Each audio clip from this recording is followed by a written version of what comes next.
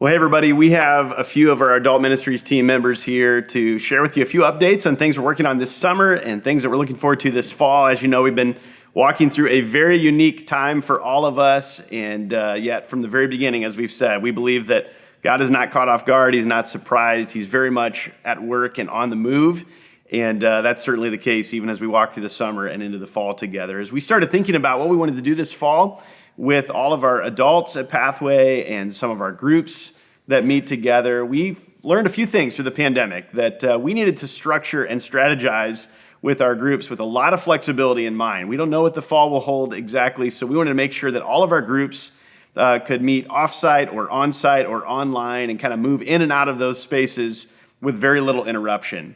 In addition to all of that, we've been talking for some time about how we could continue to really pour into our leaders and help people lead groups well, and through that to lead others into a full life found in Jesus.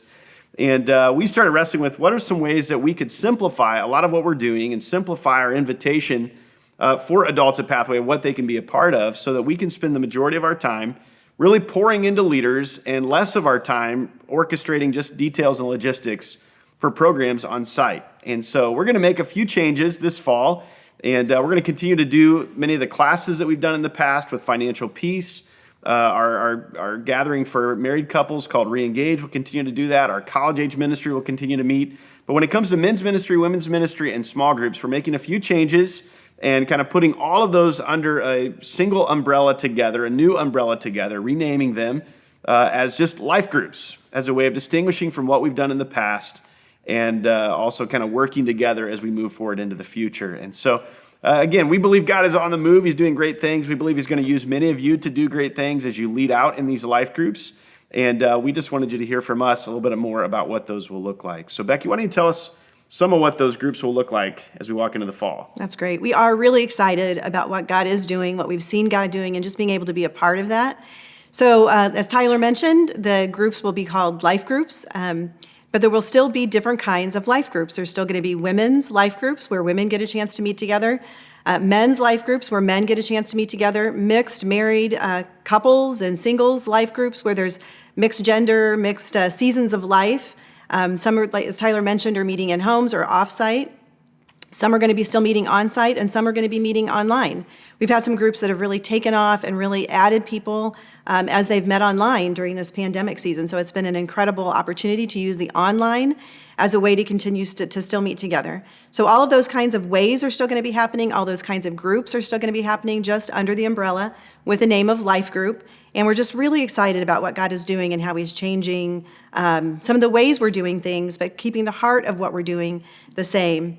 Some of the life groups are going to still continue to do studies and curriculum that will help you dig a little bit deeper into Scripture. Others are going to be kind of reoriented around the sermon that's taking place on a weekend. We're really excited about some material that Dan is kind of spearheading and that we're all getting a chance to work on a little bit together for new groups. That's going to help groups get a really great foundation, help you understand what a group looks like, what a group does, and really get off to a really great start as a brand new group. And so we're excited about that as well. So Dan's going to talk to us a little bit about what it means to lead a group and how you can get involved in a group as well. So Dan, why don't you share that? If you're a current life group leader, you can expect to hear from us if you haven't already as we reach out to talk through details of your group so that everything can be ready for this fall. We're excited as we make spaces for more people to get connected in groups. Also, if you have someone in your group that should be leading a life group, then we want you to have that conversation ahead of us, encouraging them, pushing them into that area, asking them to pray about that, and give us their name so that we can also have that conversation to make more spaces for people to have connect with Jesus Christ and connect with other people in community.